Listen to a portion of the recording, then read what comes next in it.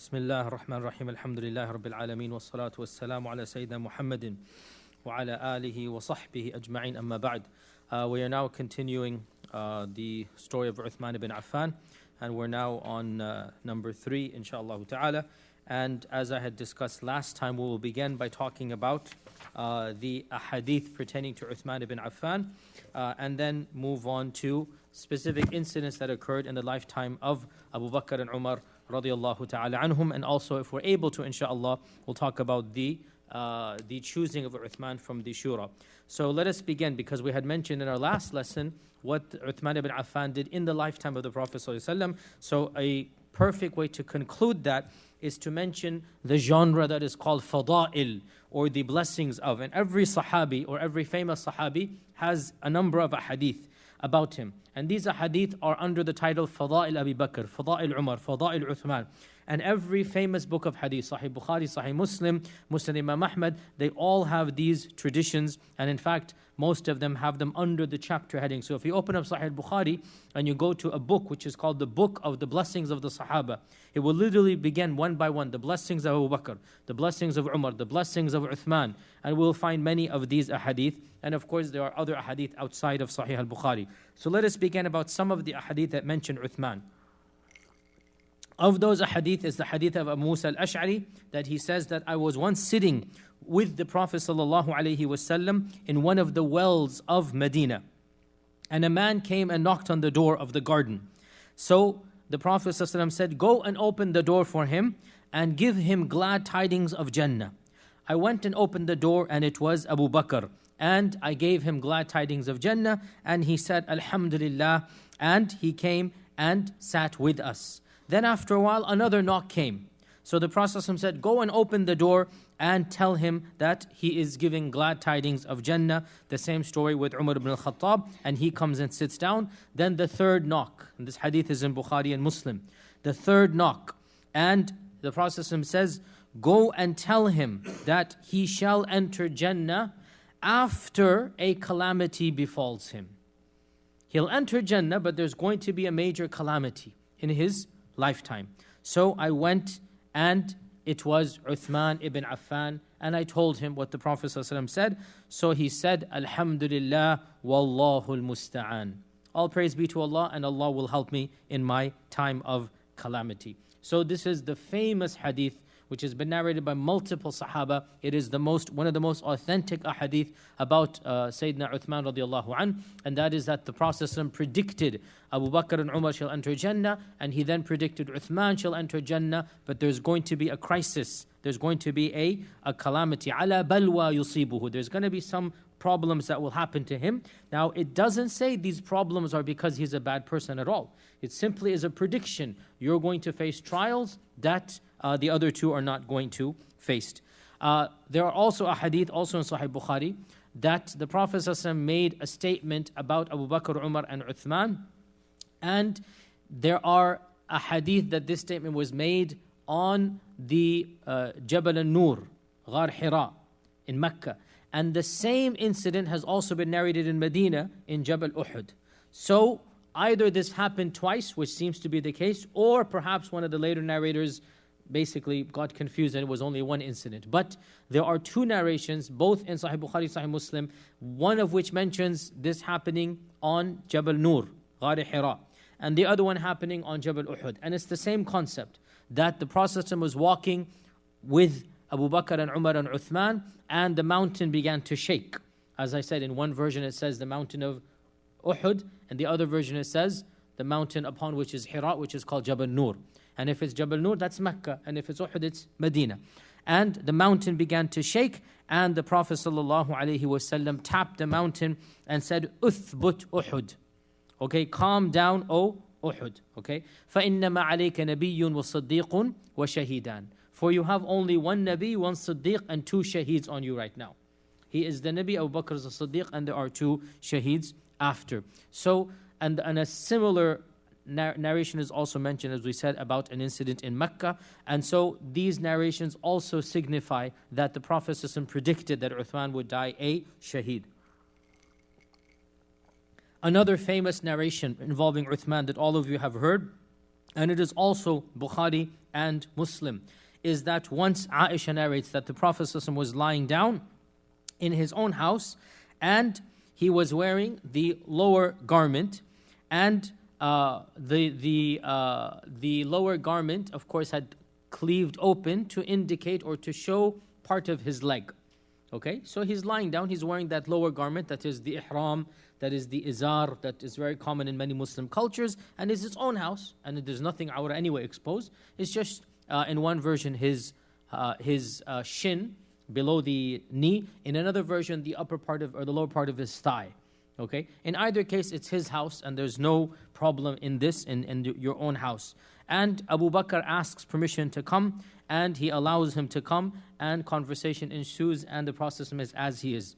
And then after a while, Umar asks permission, and the same takes place. And then after a while, Uthman asks permission. So he says to Aisha, wait. And he sits up, and he covers up himself. And he then calls Uthman in. Then when he leaves, Aisha says that, O Messenger of Allah, I didn't see you prepare yourself for Abu Bakr and Umar. Why did you do it for Uthman? Like, why this difference for Uthman? And so he said, Inna Uthman rajulun hayy. Uthman is a very shy man. Wa inni khashitu, and I was worried that if I let him come in and I'm lying down like this, that he would not speak to me and tell me his need of coming here. So there are people, they are so modest, so shy. Uthman would have been so flustered and embarrassed that he would not have been able to speak. And the Prophet ﷺ, out of mercy to him, out of compassion for him, decided to cover up the leg and then sit up. Because even in some cultures, now this is not in the Western culture, but in some cultures, when you are lying down, right, the elder or somebody who is of respect, you will sit up, because this is not considered to be appropriate. Now in Western culture, this is gone completely, but the Arabs and Pakistanis, Indians know what I'm talking about. That when you're lying down, for example, and a senior person comes, you don't remain lying down. You actually get up. Now, of course, Abu Bakr and Umar are not senior, but the point is that the Prophet ﷺ feels a camaraderie, a brotherhood with the two of them, and he knows they don't mind him lying down. Whereas with Uthman, of course, he feels the brotherly and camaraderie, but he knows Uthman is of a such gentle and shy nature. His modesty is so much that Uthman would feel very awkward if the Prophet ﷺ is lying down. He would feel very awkward and he wouldn't be able to speak. And this really shows the Prophet ﷺ was such an amazing judge of character. He knows and he assesses and he understands the values of friendship and how to treat everybody. He knows Abu Bakr and Umar are casual with him, as we say in English. They're casual. Or the expression in Indian English, it's not American English by the way, he's free with Uthman. This is, by the way, not American English, or Pakistanis don't use it in the American context, right? It doesn't mean what it means in the Indian context, okay? But he's free with him and he's open with him.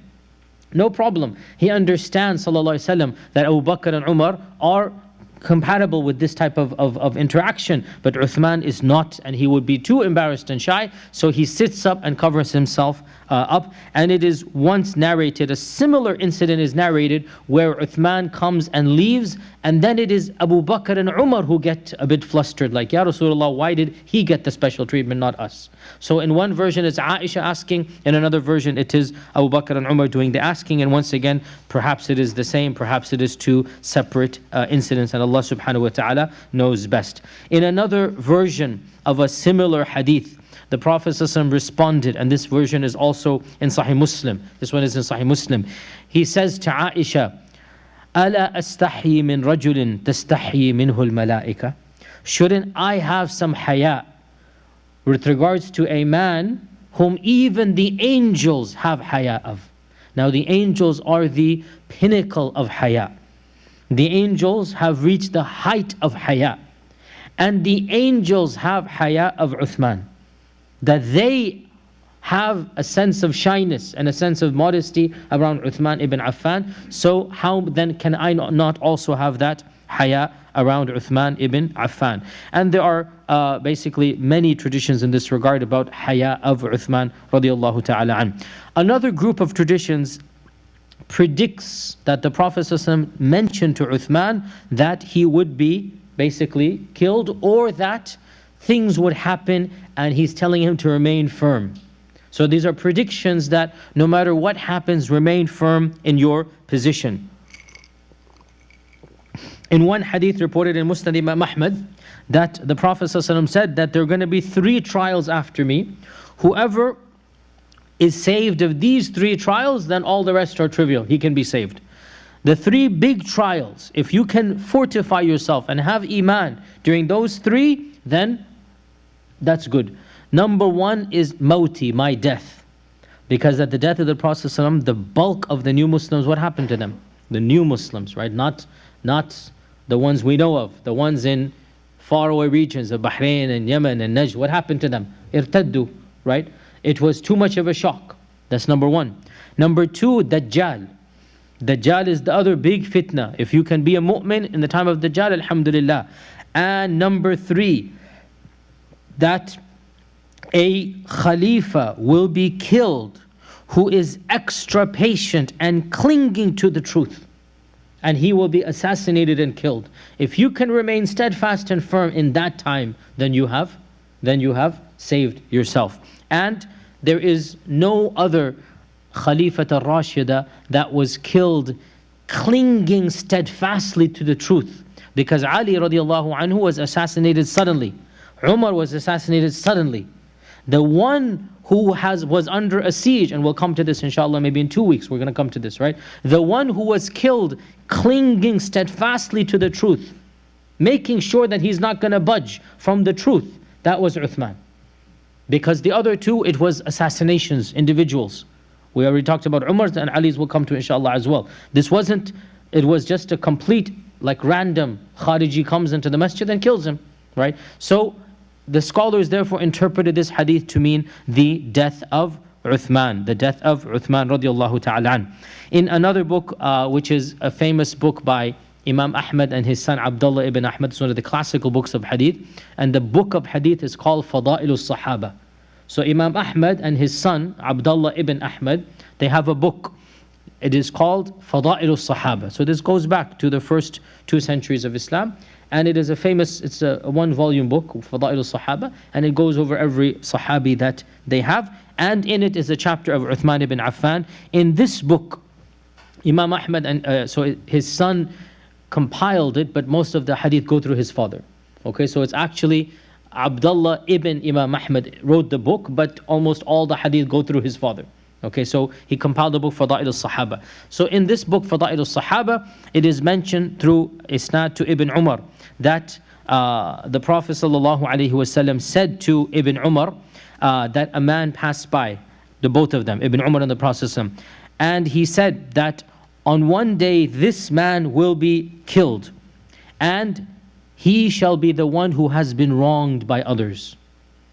And Ibn Umar said, I looked up and I saw it was Uthman ibn Affan. He is the mazloom. One day he will be killed and he is the mazloom. So Ibn Umar was told this as a young boy. Ibn Umar was a young man in his 20s when the Prophet passed away. So Ibn Umar is told that a time will come when this man will be killed and he is the mazloom. So Zalimeen will kill this person. And in another version of a similar hadith, the Prophet ﷺ said that when he's predicting the future, and he's saying, and on that day, whenever something happens, this man will be upon true guidance. فَهَذَا يَوْمِذٍ عَلَى الْهُدَى, and pointed to Uthman ibn Affan. He pointed to Uthman ibn Affan, and therefore there are a number of traditions that mention that Uthman will be the mazloom, Uthman will be upon the rightly guided, if you like, methodology.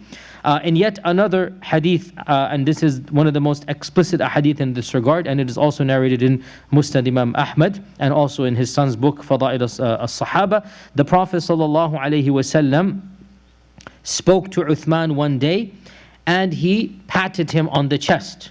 And this was a way the Arabs would basically, like in our times, we might hold somebody on the side.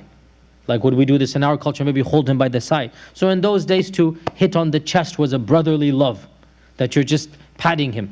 And he said, Ya Uthman, and this is one of the most important traditions, and I want you to memorize it, and it is reported in multiple books, in At-Tabarani, in multiple books. It's a very, very profound hadith, and it is reported in multiple chains and multiple wordings, but the main wording is the one I will give you. O Uthman, Inna Allah Azza wa Jal asa an yulbisaka qamisa. Allah might give you a shirt. فإن أرادك المنافقون على أن تخلعه فلا تخلعه حتى تلقاني. If the hypocrites try to take the shirt off of you, do not allow them to do so until you meet me. Don't allow them to take the shirt off of you until you meet me. And in another hadith he said that in Allah yuqammisuka qamis. Allah will put a qamis onto you. And if people try to snatch that qamis away from you, do not give them that qamis until you meet me. Now, he's speaking obviously in cryptic language now, but this explains why the gentle, soft, shy Uthman refused to budge when they kept on demanding to give over the Khilafah to somebody else at the end of his life. Because if he had done this, we're jumping the gun here, then those bandits would have been the victors, and they would have caused much more damage than even what occurred. The fact that they weren't successful and Ali radiallahu anhu became the Khalifa actually destroyed their plans. And if Uthman radiallahu anhu had given up, because it was in his nature to not be so harsh, and this explains why he suffered for so many days and he refused to give in to their demands, because they were ludicrous demands and it would have caused more fitna. We're coming to those demands. We'll talk about it briefly, not as much in detail. We will talk about it. So the hadith is explicit and authentic and narrated in multiple versions. Allah will place on you a shirt. Uthman understood this to mean the shirt of Khilafah. This is an honor. This is a cloak, a clothing that Allah has given to Uthman. When the Prophet said this, he doesn't know what he's talking about. Now that Uthman is the Khalifa, then the people are fighting Uthman. When the hypocrites come and they try to snatch your shirt off, they try to take your shirt away, do not give them your shirt until you meet me, meaning until you die. And that explains the main reason why Uthman, despite his gentle nature, never ever wavered in remaining firm to this regard. He was a very soft person, and he was not the harshness of Umar or even the strength of Umar. And he attempted to plead with the people who killed him. He negotiated from his house, but he never gave up his right to Khilafah. And Allah knows best, if these ahadith had not been said to him, his nature would have been, okay, whatever, just take, because that was his nature. But the Prophet ﷺ explicitly commanded him not to do that. So these are the main ahadith about Uthman ibn Affan radiallahu ta'ala an. And inshallah we'll now summarize what are the things narrated in the time of Abu Bakr and Umar, and then also his appointing at the end of Umar's time, inshallah ta'ala. And then next week, inshallah, we will do his Khilafah the first 6 years. Because we all know, some of you who don't, I'll tell you, his Khilafah was 12 years. The first 6 were glorious. The first 6 were amazing years. And then the last 6 were when the trials began. So, in the time of Abu Bakr radiallahu anh, he was one of the primary consultants, a part of what we call the inner circle, the inner cabinet. Now, realize that the Sahaba did not have official postings of, oh, these are the ministers and this is the Shura. There's no official, it's just understood. There's an inner cabinet of people that are consulted. And Umar and Uthman were both a part of this inner cabinet to Abu Bakr as-Siddiq. And we have a number of incidents in the book of history which I decided not to go over because frankly it's a little bit too advanced and somewhat meticulous and boring. This fiscal issue, this governor, this administrator, this, I mean, it's not that relevant to us right now. But the point is that throughout Abu Bakr's career, Uthman is giving him advice directly about matters of the state. And perhaps one of the most significant incidents that takes place in the Khilafah of Abu Bakr is one that many of us have heard, but this is now the actual version, straight from the books of history, the more detailed version, that in the time of Abu Bakr as-Siddiq, there was a severe drought. And Uthman radiallahu anh, because he was a merchant, so before the drought had begun, he had ordered a supply of grain and caravan from Syria, not knowing there would be a drought, because you order these things and then 4 months go by before the merchandise arrives. So he was buying and selling, and we already mentioned Uthman was a very successful merchant in the days of Jahiliyyah and in the days of Islam. And he had ordered grain and other merchandise, food primarily from Syria, and it arrived at the time of the drought, when people were dying. And when the grain and the food comes in, so the city sellers, the shop owners come to the house of Uthman when the merchants arrive when the caravan arrives from Syria. So they all come to the house of Uthman because they want to purchase this and sell it to the people. So Uthman welcomes them in, they see the grains in his house, and they offer collectively, so they've agreed to basically purchase it all at a very high rate so that they can get profit from the people. So they said, we will purchase it for you basically at 20% higher rate. And Uthman said, somebody has offered me more than the 20% going rate. Whatever is the going rate, 20% more. So 1.2, because the way they did this, by the way, they didn't say 20%. They would say, for every 10, we'll give you 12. Okay, that's the way they would phrase it back then, okay? So Uthman said, but somebody has given me more than this. So they went up, okay, 30%, 40%. We'll pay you 50% above the price. Whatever is typically worth, we'll pay you 1.5 times that. And Uthman said, but I have somebody who's promised me more. So they looked to each other because they had made an agreement that they're going to purchase and then equally share the profit. And they said, oh Uthman, we are the merchants of the city. Who is there that has given you? Who is this guy? Tell us. We're going to basically deal with him. Because they had agreed. So he then said, Allah has promised me 10 times the price, i.e. 1,000%. Right? You're telling me 20%, 30%, 40, 50. Allah has promised me 1,000%. For every dirham, 10 I'm going to get. Okay? And that's 1,000%. Can you compete with that? They said, no, we cannot give you 1,000%. So he said, so I call all of you to testify that all of this food is for the fuqara of Medina for free. No money.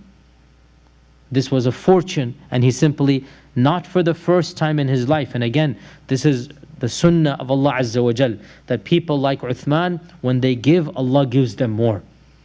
When they give such generosity, it's not the first time he's given. So all of this, he simply distributes it to the fuqara of Medina. And one of the famous scholars of the past, Ibn Qudama, who died 600 something Hijrah, he has a book called Ar-Riqqatu wal-Buka, and it's a book of heart-softening stories. And he mentions in this book, with his isnad to Ibn Abbas, that Ibn Abbas saw the Prophet in a dream. And the Prophet was dressed up in a beautiful garment and a robe, and he was very busy. He wanted to leave. The Prophet wanted to leave. And Ibn Abbas, his cousin, said, Ya Rasulullah, we have missed you and I want to talk to you. Why are you in a hurry to leave me? Why are you leaving when I want to talk to you? So the Prophet ﷺ said that in this dream, that Uthman ibn Affan has given sadaqah, and Allah has accepted his sadaqah and given him a bride from Jannah in return. And we have all been called to the walima of that feast. So I'm in a haste to go there. Now, this is not a hadith. This is a dream narrated, and we have a methodology when it comes to dream, that these types of dreams, there is no harm in narrating them, but we don't base our sharia or theology on them, right? We know that Uthman ibn Affan is a person of Jannah, and this is one of the classical books of our heritage, and it has this story in it about Uthman ibn Affan, and there's no haraj narrating it, and Allah Azza wa Jal knows best, and we don't base any aqidah or theology, but we do know that Uthman is a person of Jannah, and that Allah Azza wa Jal has accepted his charity. So this is the main incidence in the time of Abu Bakr as-Siddiq. When Abu Bakr was on his deathbed, as you all know, he calls Uthman ibn Affan, and he asks Uthman, who should I appoint? And Uthman says, appoint Umar. Appoint Umar to be the Khalifa. So Abu Bakr asks Uthman, who should I appoint to be the Khalifa? Uthman says, appoint Abu Bakr, for he is the best and there is no one but Umar. For he is the best and no one is better than him. Abu Bakr said his famous phrase, you have spoken the truth, O Uthman. And if I were to pass over him to anyone else, it would have been you. So Abu Bakr, and I mentioned this when we talked about Abu Bakr, on his deathbed, he as well, not predicted, but he said, you are the most worthy of the Khilafah after Umar. And that is exactly what happened. That is exactly what happened. During the time of Umar, now we get to the time of Umar, as well, Uthman remained a trusted advisor. And once again, the books of history mention, now this is 10 years, so Uthman has a lot more specific narrations. And again, I decided to skip over many of them. Some of them we've gone over indirectly. For example, Uthman was one of the main ones to suggest the dates of the Hijrah. When should the Hijrah begin? The calendar. So Umar was the one who asked the question, when should we begin the Hijri calendar? And Uthman was the one who suggested beginning with Muharram, for example. So Uthman has a role to play even in the calendar that we have. As well, Uthman was one of the first to institute registries, diwans called in Arabic, dawaween, registries, that in the early days of Abu Bakr, the Sahaba were so few, there were no registries. You didn't have to sign your name when you took something from the treasury. It was an open society. People knew people. Uthman was the one who suggested to Umar to have a registry of people, to have them in categories, to basically like a census, if you like, and to keep track of who's getting what. So these are all ideas coming from the mind of Uthman, and Umar ibn al-Khattab implemented them. Also, it is said by some of the scholars, a very interesting point is said, that Allah subhanahu wa ta'ala blessed the early ummah with people who complemented one another perfectly. So the gentleness and mercy of Abu Bakr was complemented with the strictness of Umar. And the two of them together brought about the glorious time of Abu Bakr as-Siddiq. And the harshness of Umar was complemented and coupled with the shyness and softness of Uthman. And Allah subhanahu wa ta'ala then blessed that era as well. And this is the difficult reality that every leader of every position knows, that wallahi it's a very difficult line. When should you forgive? When should you punish? When should you look the other way? And when should you be strict? This is something that anybody who's in charge of anything, you have the same problem. How often should you forgive? How often should you? And people are different. Their mizaj is different. And Allah Azza wa Jalla blessed the early ummah that you had both of these figures, Abu Bakr, Umar, and then Umar and Uthman, and they together complemented each other and brought about that glorious era of the first two Khulafaa. It is also narrated of the accomplishments of Uthman as well, or of his responsibilities, that during the last year of the Khilafah of Umar ibn al-Khattab, during the last year of the Khilafah of Umar ibn al-Khattab, he allowed the Ummahat al-Mu'mineen to perform Hajj. Now realize the Ummahat al-Mu'mineen had special laws upon them. They had different laws. And of those laws was what? They cannot, oh, okay, that's one law, that's true, they cannot remarry. Okay, that's definitely one law, they cannot remarry. Another law, they cannot be seen in public, even in what we now call regular hijab or scarf. That they have to have an extra layer of protection. Now, I've spoken about this in my other classes, and this causes some confusion. The Quranic term for this extra layer is hijab. Okay? وَإِذَا سَأَلْتُمُوهُنَّ مَتَاعًا فَاسْأَلُوهُنَّ مِنْ وَرَاءِ حِجَابٍ. And that is why when the Sahaba would visit the house of Aisha, there would be a physical curtain. And that curtain was called the hijab. And when she went outside, there was a tent around her. When she went to the camel, there would be a tent. You couldn't see even her body. There would be a complete covering around her. That was the extra layer of hijab. And Allah subhanahu wa ta'ala mentions this hijab for the wives of the Prophet. he mentions the khimar and the jilbab for regular Muslim ladies. Okay?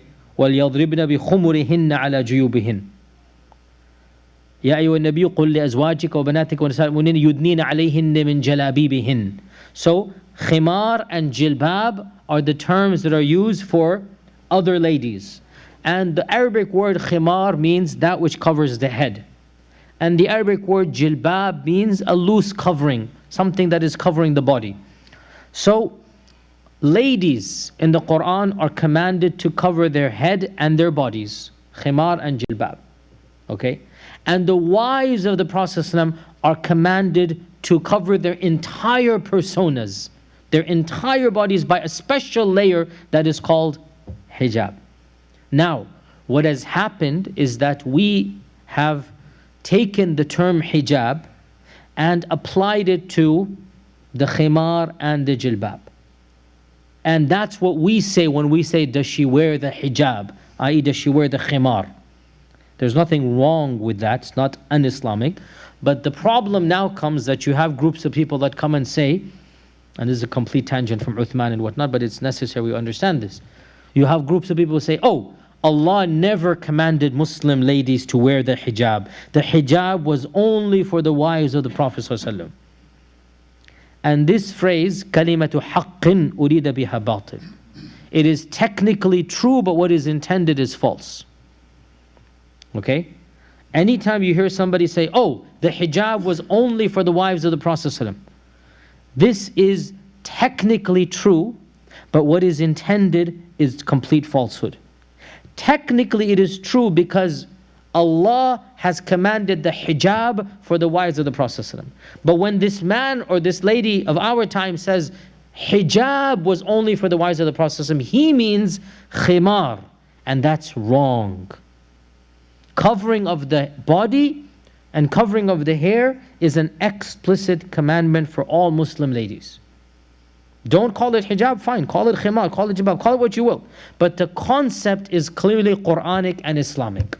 But what we have now is this notion that, oh, the covering of the hair is a Persian custom or a non-Muslim custom imported into Islam. The Quran doesn't command it. The hijab is only for the wives of the Prophet ﷺ. And all of this is simply a type of revisionism, a type of changing of history in the Quran that a simple reading of the Quran and Sunnah will contradict. So, going back to our story, the wives of the Prophet ﷺ remained at home. And they got a stipend and they were taking care of the needs, but by and large they remained at home. And they wanted to go for Hajj. So Umar ibn al-Khattab, in the last year of his life, he didn't know it would be the last year of his life, but in the 23rd year of the Hijrah, which happened to be the last year of his life, he gave the permission that, okay, all of you can come and we'll make special arrangements for you. Because this is now a logistical, extra, that you have to have a special part of the caravan and everybody has to be careful. So this area and this caravan of the wives of the Prophet ﷺ, Uthman was placed in charge of it. And that's a very sensitive position, a great honor that these are our mothers, and Uthman and also Abdurrahman ibn Auf, these two were placed in charge of taking care of the wives of the Prophet ﷺ. And there are other things mentioned in the Khilafah of Umar. As I said, I skipped over them because it's too technical. I mean, what he said to Umar, what are the taxation laws? There's a number of things that he said. What are the financial, the fiscal? I mean, I'm sure you would get bored, and I just decided to skip over them. Point is, he was one of the inner cabinets in the time of Umar ibn Khattab. Okay, now let's get to the somewhat controversial story. It's not controversial for us, but it is controversial for other groups, of the appointment of Uthman. Okay, how Uthman was appointed, for us it's an open shut, it's clear history, no problem whatsoever. But as you know, this is where the tensions become really pretty nasty. And there's an alternative version of history that non-Sunni groups have. And we will not mention their narrative today at all.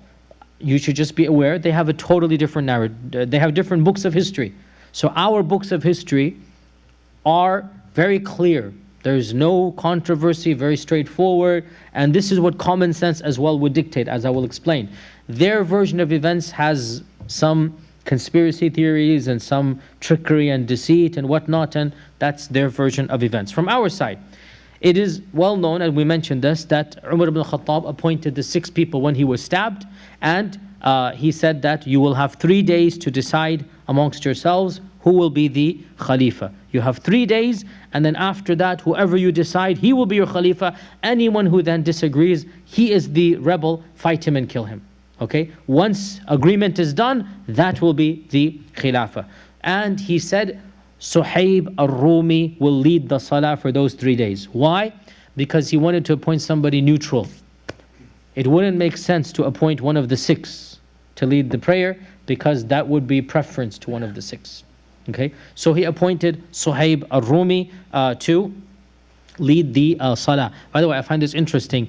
I find we should all have an affinity with Suhaib al-Rumi, because he was raised in the Byzantine Empire, so he spoke fluent Latin. So he's leading the salah and he speaks the mother language of English, because English is coming from Latin. Okay? He speaks fluent Latin because he's raised in Rome. He's raised in the Byzantine Empire. By the way, ethnically he was Arab. Ethnically. That's why he came back.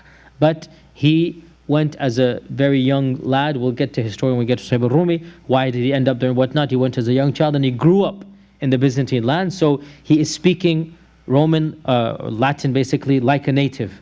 And of course he's Arab ethnically, so he speaks Arabic as well. And now he is leading the salah, so he's fluent Arabic and tajweed, and he speaks the mother language of English as well. So the one Sahabi, he's the only Sahabi that we know of that could speak fluent Latin. So Suhaib al-Rumi is leading the salah for 3 days, and the 6 gather together, and this is now on a Sunday morning of the death of Umar ibn al-Khattab. He passes away on a Sunday. So on the morning of Sunday, the 6 of them gather together.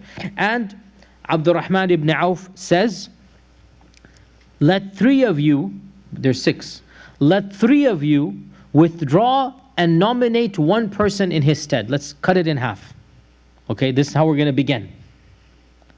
Each one, whoever wants to, voluntary. Let each one of you, who is of this 3, choose one person that you will nominate, and then you get out of the race. Okay? So who wants to do that? So, Zubayr ibn al-Awwam nominated Ali ibn Abi Talib. And Zubayr and Ali are second cousins, as we'll get to, okay? Zubayr nominated Ali. He goes, I'd rather Ali to be the one in charge. I don't have any desire to be the Khalifa, and Ali will be my nominee. Okay, Talha gave his right to Uthman ibn Affan. And Talha and Uthman are also close relatives. And Sa'd ibn Abi Waqqas gave it to Abdurrahman, the one who's saying let's divide it into 3. Okay, so Sa'd ibn Abi Waqqas gives it to Abdurrahman ibn Auf. So now we have Uthman, Ali and Abdurrahman ibn Auf. Clear? 3 of them have voluntarily withdrawn, and they said my vote goes to him. So automatically there are 3 votes. Allah knows what Abdurrahman had desired. He probably would have wanted all 3 to nominate one person, so that would have been clear, but there wasn't a majority. Each one is nominating 1, so we're back to square 1, but now instead of 6 we have 3. Okay, so Abdurrahman says to the other 2 that I don't want it. Who of you 2 is willing to recede your right and will leave the last standing? Okay, so all of this is voluntary. There's no pressure on anything. Abdurrahman says, I have no desire. I don't want to be the Khalifa, but who amongst you is willing to step back, and then we'll hand it to the last of them, and Allah Azza wa Jalla will be his helper, and he'll have the support of the Muslim Ummah. Both of them remained silent. Neither said anything. So it's clear that the both of them are willing and interested. And as I mentioned, when you go back to the story of Ali from the very beginning, radiallahu anhu, there's nothing wrong with this at all. Some people have this desire and there's nothing wrong, and they feel themselves qualified and they feel they can benefit the ummah. And they are now handed this responsibility, Uthman and Ali, and they both felt, I can do a good job, inshallah, the ummah will benefit. So neither of them wants to step out of the race. So Abdurrahman, when he sees that neither of them is stepping out, says, okay, do you both agree then to make me the arbiter between the two of you? So if you're not going to, how else are we going to do this now, basically, right? I'm the last one left. I'm going to step back, but both of you have to agree that you will then listen to my choice. And I promise you by Allah that I will do my utmost to choose the one who is the better qualified amongst you. So he is basically saying, I promise to be neutral and fair, and I will do my sincere best to choose the right candidate. Okay, so the both of them agreed. And subhanAllah, this shows us the cordial nature of the Sahaba. This shows us the purity of their politics. And just compare this to not just our country and the dirty politics going on now, any country, any political scenario. The smear campaigns, the slanders, the innuendos, the advertisements that are meant to denigrate the other, the mockery, right? And the egotistical nature of each candidate. I am the best, vote for me. I mean, wallahi, the Islamic system is so, this early stage, and I'm not romanticizing. We cannot look at the Umayyads and Abbasids and Uthmaniyun and compare this. Of course not. Things happened in their era that were not the best. But now, in the time of the Sahaba, and you cannot compare the Sahaba to the Uthmanids. Come on, right? The Sahaba, what an amazing, pure election. You couldn't get purer than this. Not a single person saying, vote for me. Because it's egotistical.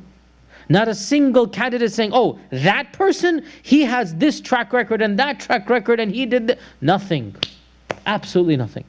This is Islamic politics at its best. And that's why they're called the Khulafaa al-Rashidun.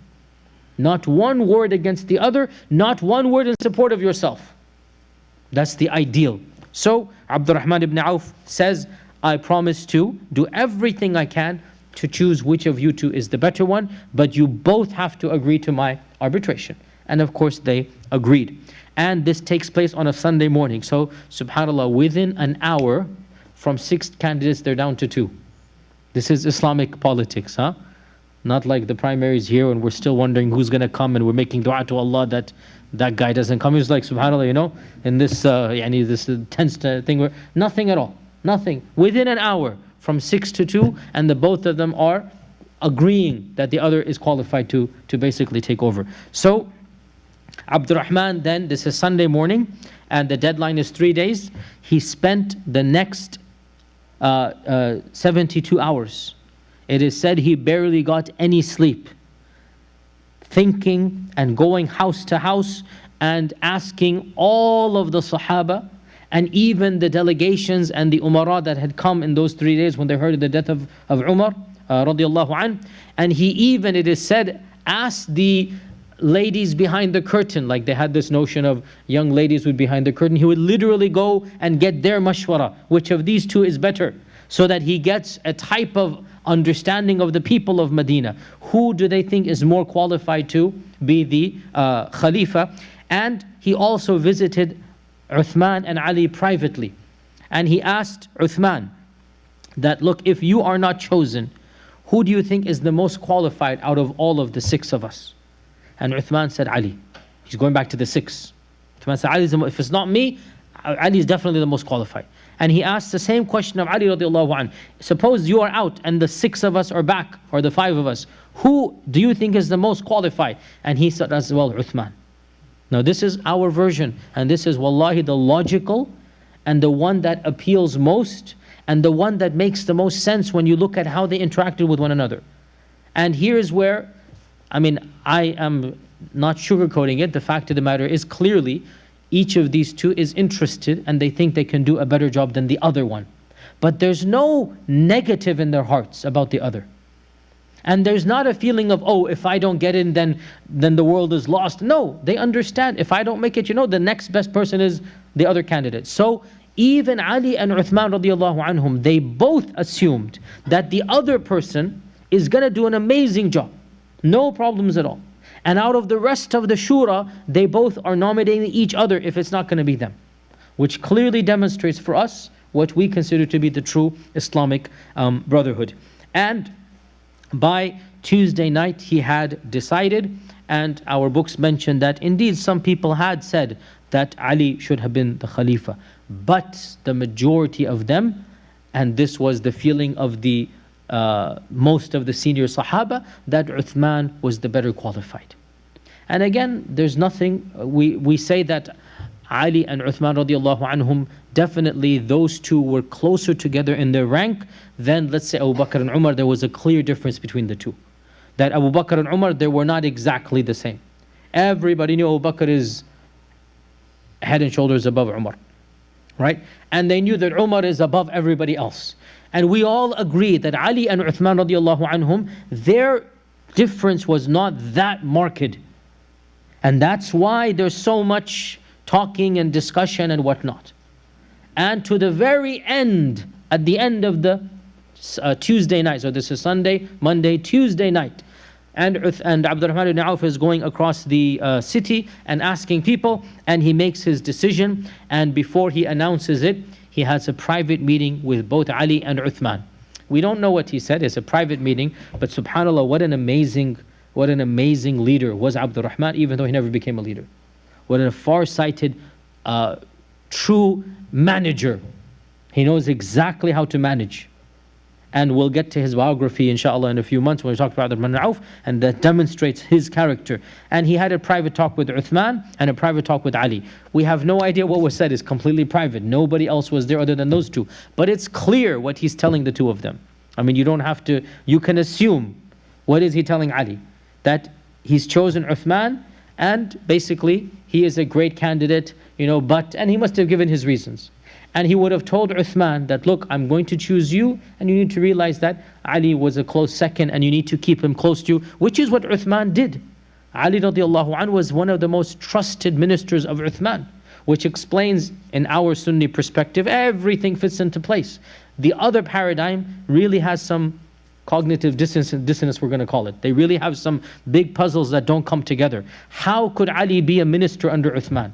How could Ali be a judge under Uthman? How could Ali do so much under Uthman, as we're going to see when we talk about this inshallah in a few weeks? Doesn't make any sense. If he truly felt that this is a divine right from Allah and from the messenger, then he couldn't be living amongst such quote-unquote hypocrites in their perspective, right? It would have been hypocritical for him to be acquiescing to all that's going on, right? This is our perspective. In any case, so Abdurrahman ibn Auf makes his decision, and on the Fajr of Wednesday, he calls all of the senior Sahaba and also some of the governors of the provinces who had also come.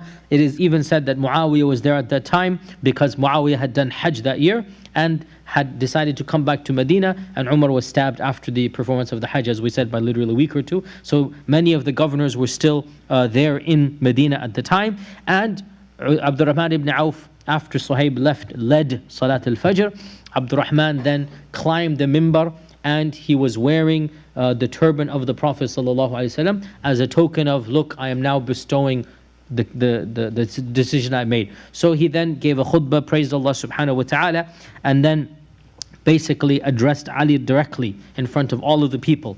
And he said, "O Ali, radiallahu anh, I thought carefully about this matter, and I asked the believers, and I realized that all of them will agree for Uthman, so do not have anything in your heart against this decision."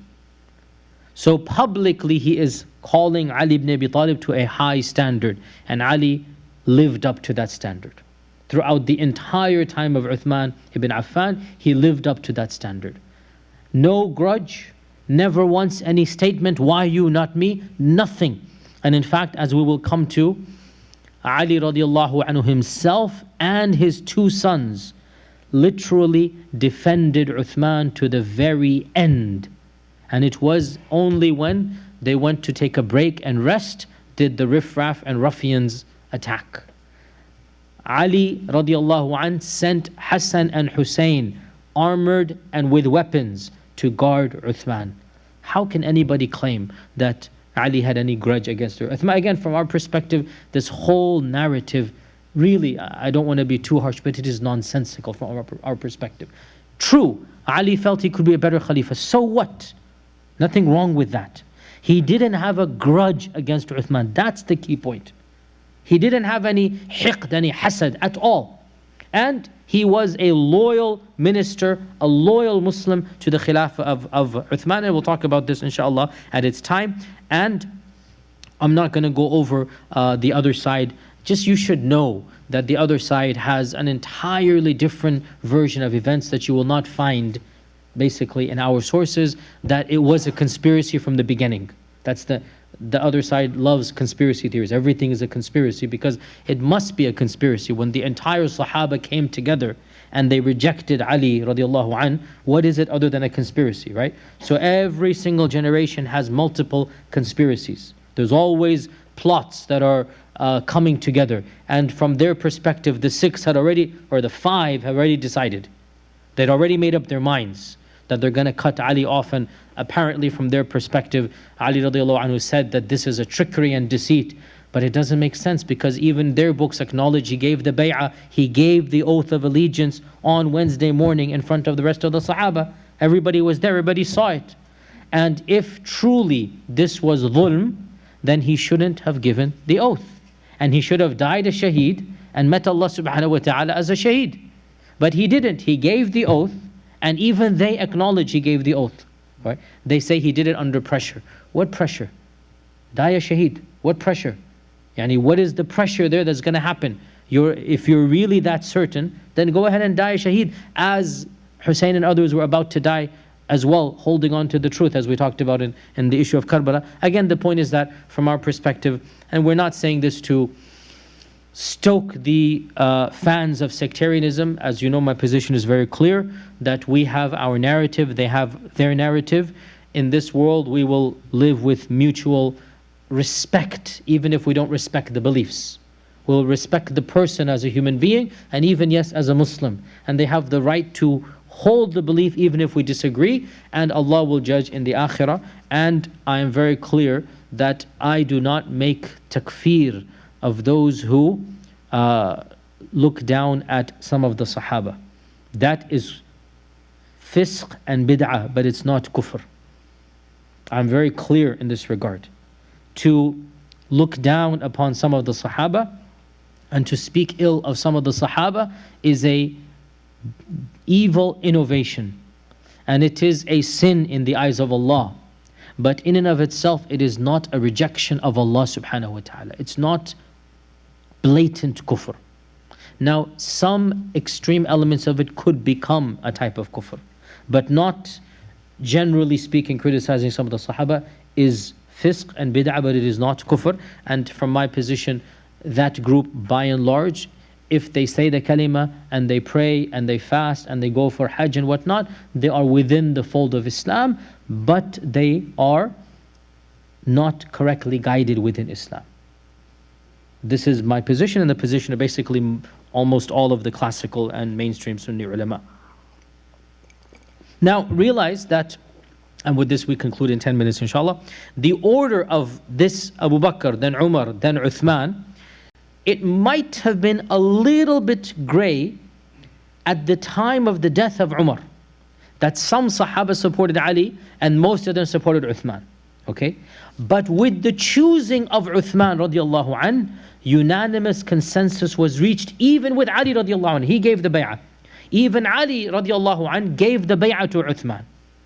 So it is now a matter of theology for us to consider the Khilafah of Uthman to be a valid Khilafah.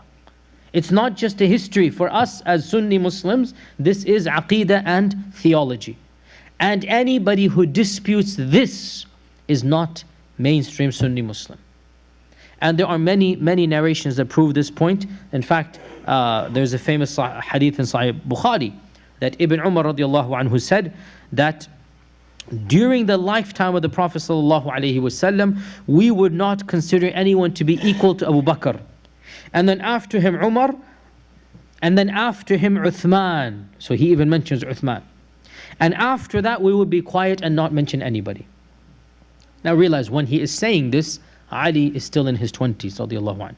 Ibn Umar is speaking and Ali is just a few years older than him. Okay, so in the lifetime of the Prophet ﷺ, it was clear Abu Bakr, Umar, Uthman. When Umar passes away, Ali is now much older, and so there's a little bit more of a gray area. And some people did say that Ali was more qualified than Uthman radiallahu anh. And Shaykh Qadhi, who is one of the most famous tabi'un, the students of the Sahaba, he said, when the Prophet ﷺ died, the Muslims chose Abu Bakr. And if they knew anyone who would have been better than Abu Bakr, they would have chosen him. And when Abu Bakr died, he chose Umar. And if he knew anybody better than Umar, he would have chosen him. When Umar died, he chose the 6. And those 6 agreed on Uthman. And if they knew anyone who would have been better than Uthman, and they didn't choose him, then they have all betrayed us and are treacherous. Meaning, who can accuse them of this? Now, he is speaking in an era, already the fitna has begun. Already in the time of the early Umayyads, people are speaking against Uthman radiallahu anh. In Kufa, the people who killed Uthman, their followers remained. And they're already speaking ill of Uthman radiallahu anh. The talk has begun. From a very early time, the talk has begun. And on the other side, it is true to say there were people speaking ill of Ali radiallahu anh. So this fitna, unfortunately, we're going to have to come to it sometime, but we're going to gloss over it as we said. It really dates back to the early Umayyad time. So Shuraih is speaking at a time when people are already talking like this. He says, look, if you're going to say that Uthman was not the best Khalifa, you are accusing all of the Sahaba, and especially the 6, of being treacherous. And who amongst you will be willing to do that? And Ibn Sa'd mentions in his famous Tabaqat, Ibn Sa'd mentions that when the news came to Kufa of the election of Uthman, Ibn Mas'ud was the leader of Kufa at the time, and Ibn Mas'ud was the one who made the announcement to the people of Kufa. Ibn Mas'ud, the famous Sahabi, is giving the announcement to the people of Kufa, and it is the people of Kufa who will eventually come as well to be of those who are surrounding the house of Uthman.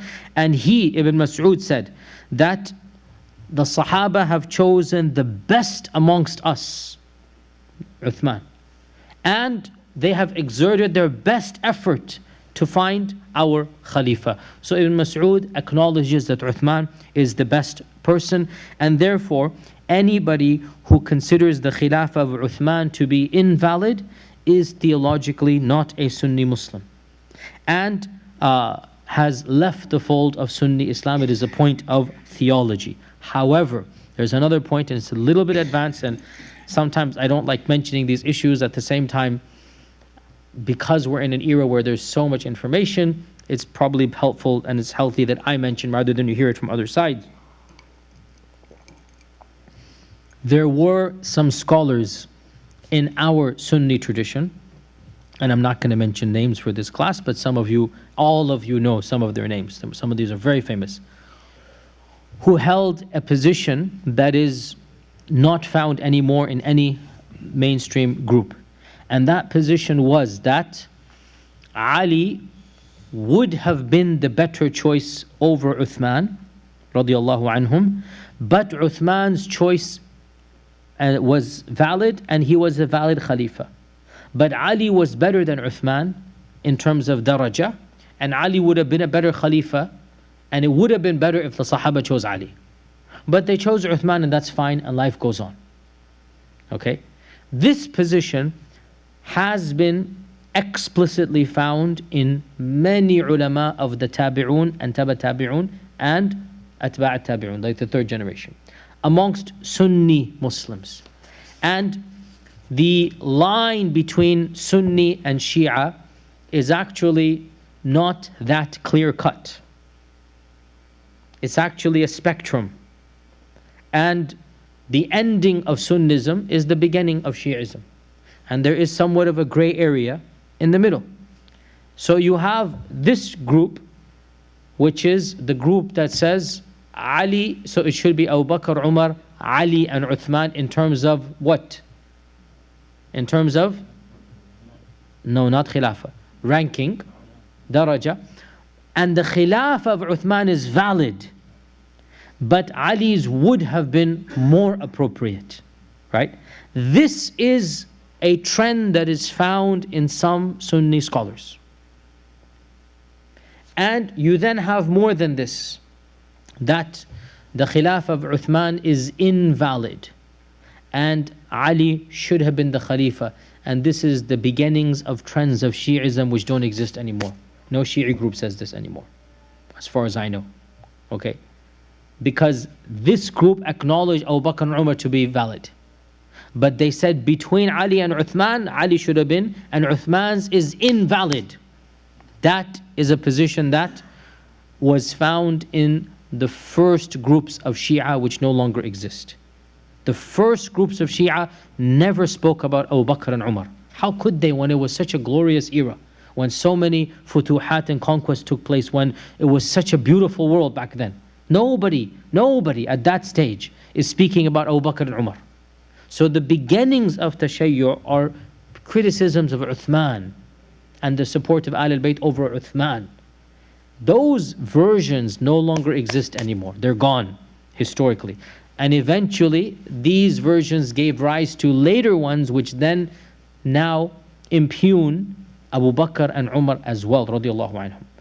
And we said the only group that doesn't do this in an extremely harsh manner are the Zaydis of Yemen.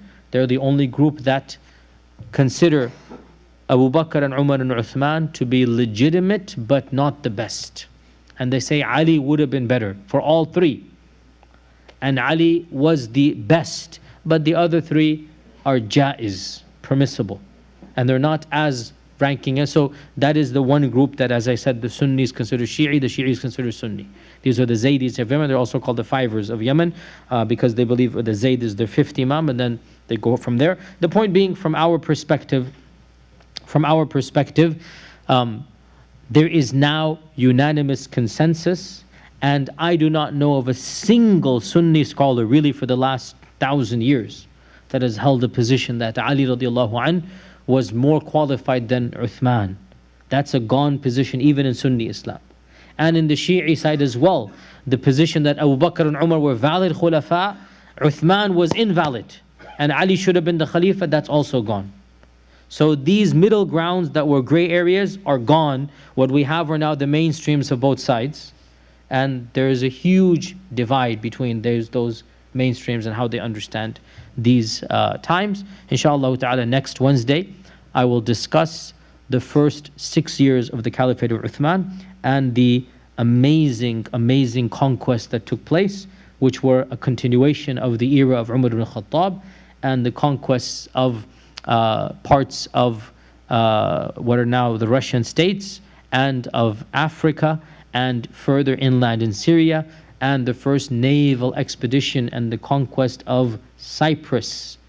An amazing conquest. Muslims ruled Cyprus for hundreds and hundreds of years. And it was in the time of Uthman ibn Affan that the Sahaba landed in Cyprus next to the island of Greece. Imagine the symbolism here, right? So all of this inshallah took place in the era of Uthman ibn Affan, and we'll summarize that inshallah next Wednesday. And with that inshallah we conclude for today, and I will see you next Wednesday inshallah. Jazakumullah khair.